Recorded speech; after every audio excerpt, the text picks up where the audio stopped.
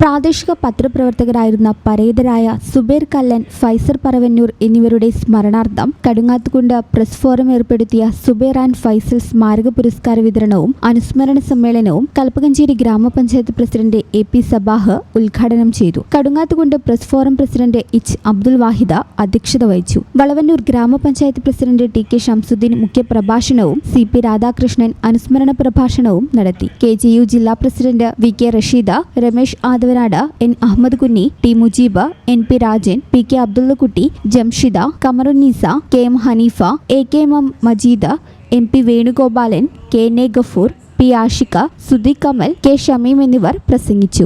GVHSS കൽപ്പകഞ്ചേരിയിൽ നിന്ന് journalism കോഴ്സിൽ ഏറ്റവും കൂടുതൽ മാർക്ക് വാങ്ങിയ ഫാത്തിമ ഷഹദ TP, വിവിധ പരീക്ഷകളിൽ ഉന്നത വിജയം നേടിയ രോഹിത, ഫഹ്മിദ, റിഷാൻ AP എന്നിവർക്ക് പഞ്ചായത്ത് പ്രസിഡന്റുമാരായ AP സബാഹ്, TK ഷംസുദ്ദീൻ എന്നിവർ പുരസ്കാരങ്ങൾ വിതരണം ചെയ്തു. അനിൽ വളവന്നൂർ സ്വാഗതവും റാഫി പൊന്മുണ്ടം നന്ദിയും പറഞ്ഞു. ഈ channel news Kalpakanchery. Hospital building, Valanchery, Malappuram.